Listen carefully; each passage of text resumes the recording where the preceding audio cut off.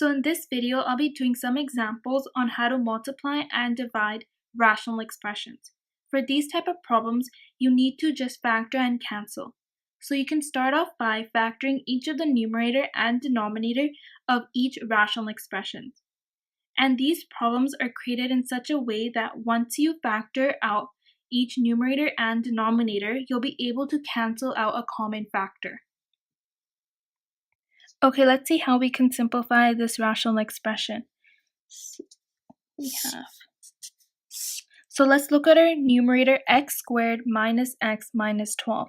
So we need to find two numbers that multiply to give you negative 12 and add to give you negative 1. And we have x minus 4 and we have x minus positive 3. Now let's look at our numerator right here. We have x squared minus 4x plus 3. So we need to find two numbers that add to give you negative 4 and multiply to give you positive 3. And we have x minus 3 and x minus 1. And let's look at the denominator right here. We have x squared minus 4x. So both of these terms have a common of x. So we'll take the x out. We're left with x. And here we're left with, since x and x, we're left with minus 4.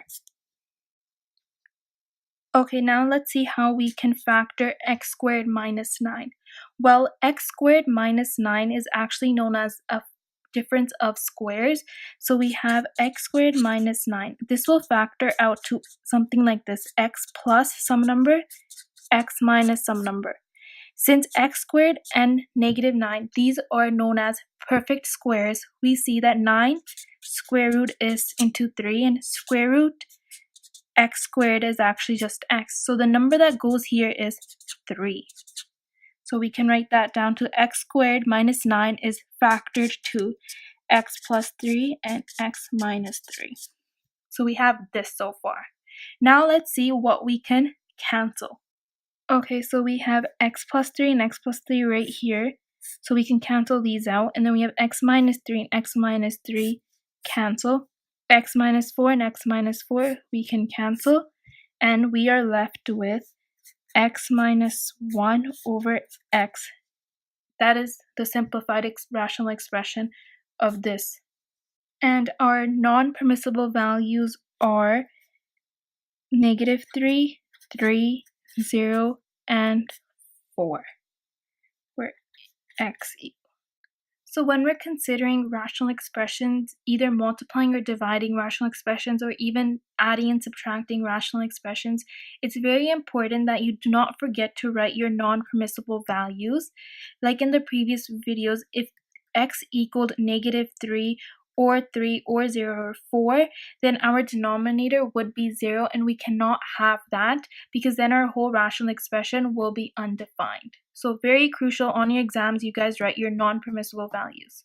Okay, now let's look into dividing rational expressions. Well, in order to divide rational expressions, you actually use the same procedure as dividing rational numbers. So like, suppose we had 5 over 3 divided by 1 over 6. In order to do this, we can use the method by reciprocal. So which is 5 over 3, you can flip these, which is known as a reciprocal method.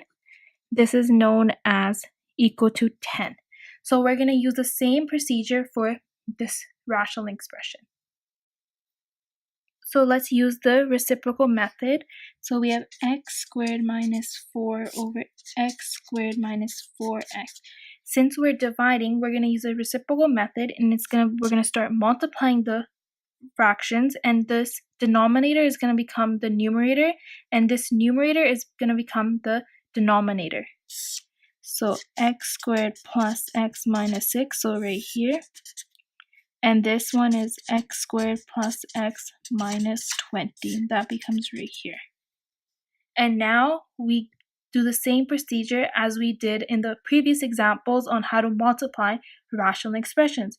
So what we do is we factor the numerators and we factor the denominators. So I want you guys to pause this video and factor these out on your own and cancel them up, and then on the video again and see if you get the same answer as I do.